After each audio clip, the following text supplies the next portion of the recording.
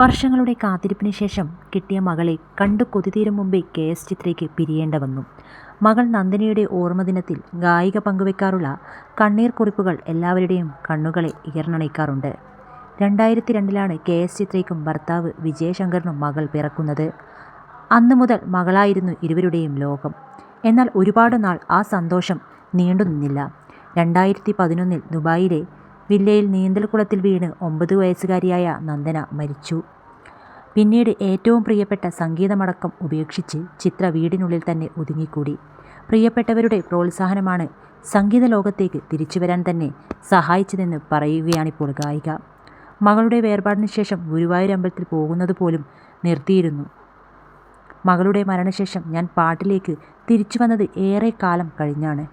എന്നെ പാട്ടിൻ്റെ ലോകത്തേക്ക് തിരിച്ചു കൊണ്ടുവരാനായി ഏറ്റവും കൂടുതൽ വർക്ക് ചെയ്തത് രഞ്ജിനിയും വിജയ് ടിവിയിലെ ചില ആളുകളുമാണ്. ഞാൻ വന്നാലേ ഷൂട്ട് തുടങ്ങുമെന്ന് തീരുമാനത്തിലായിരുന്നു അവർ. ഏഷ്യാനെറ്റിൽ നിന്ന് രഞ്ജിനിയെ എല്ലാ മാസവും അയക്കുമായിരുന്നു എന്നെ കൺവിൻസ് ചെയ്ത് തിരിച്ചു കൊണ്ടുവരാൻ വേണ്ടി. അപ്പോഴൊന്നും ഞാൻ അതിന് തയ്യാറായിരുന്നില്ല. ആ സമയത്താണ് ലതാജിയുടെ പേരിലുള്ള ഒരു അവാർഡിന് എന്നെ സെലക്ട് ചെയ്തത്. ഹൈദരാബാദിലായിരുന്നു ചടങ്ങ്. ഞാൻ തന്നെ പോയി വാങ്ങണമെന്നായിരുന്നു അന്ന്. ഞാൻ പുറത്തു പോകാനുള്ള മാനസികാവസ്ഥയിലായിരുന്നില്ല. ചടങ്ങിന് പോയെങ്കിലും പാട്ടൊന്നും പാടിയുമില്ല. പിന്നീട് കുറേ നാളുകൾക്ക് ശേഷം ഇളയരാജ സാറിൻ്റെ കോൺസേർട്ടിൽ ഭാഗമായപ്പോഴാണ് വീണ്ടും പാടിത്തുടങ്ങിയത്. എനിക്ക് കൗൺസിലിംഗ് തരാൻ ഒരുപാട് പേർ വന്നു.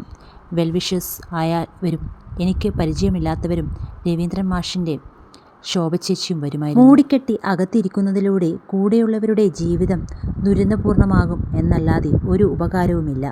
നഷ്ടപ്പെട്ടത് തിരിച്ചു കിട്ടുമില്ല. അങ്ങനെ എല്ലാവരും പറഞ്ഞപ്പോൾ ഞാൻ ആലോചിച്ചു, എന്നെ ആശ്രയിച്ച് ഒരുപാട് പേർ ജീവിക്കുന്നുണ്ട്. ഞാൻ തളർന്നു പോയാൽ അവരുടെ ജീവിതവും പോകുമല്ലോ. നമ്മൾ ജീവിതത്തെക്കുറിച്ച് ഒരുപാട് സ്വപ്നം കണ്ട് വെച്ചിട്ടുണ്ടാകും. അതെല്ലാം മാറിമറിയാൻ ഒരു നിമിഷം മതി. ദൈവത്തിൻ്റെ തീരുമാനമാണ് ഫൈനൽ. അതേ നടക്കുകയുള്ളൂ. അതുകൊണ്ട് തന്നെ വരുന്നിടത്ത് വെച്ച് കാണാമെന്ന ചിന്തയാണിപ്പോൾ. പ്ലാനുകളോടെ ഓരോന്നും കരുതി വയ്ക്കുന്നതിൽ ഒരു കാര്യവുമില്ല. ജീവിതം വളരെ കുറച്ചേയുള്ളൂ. അത് മര്യാദയ്ക്ക് ജീവിച്ച് തീർക്കുക എന്നത് മാത്രം. എന്ത് തെറ്റ് ചെയ്തിട്ടാണ് എനിക്കിങ്ങനെയൊക്കെ സംഭവിച്ചത്? ആരെയെങ്കിലും ഞാൻ ദ്രോഹിച്ചോ? റിയാലിറ്റി ഷോയിലെ കുട്ടികളുടെ അടുത്ത് പറഞ്ഞതിൻ്റെ എന്തെങ്കിലും കാര്യം അവരെ വേദനിപ്പിച്ചിട്ടുണ്ടാകുമോ? അവരുടെ ശാപമായിരിക്കുമോ? അങ്ങനെ പല ചിന്തകളും ആ സമയത്ത് വന്നു. ചില ചിന്തകൾ കാട് കയറി പോകുമായിരുന്നു.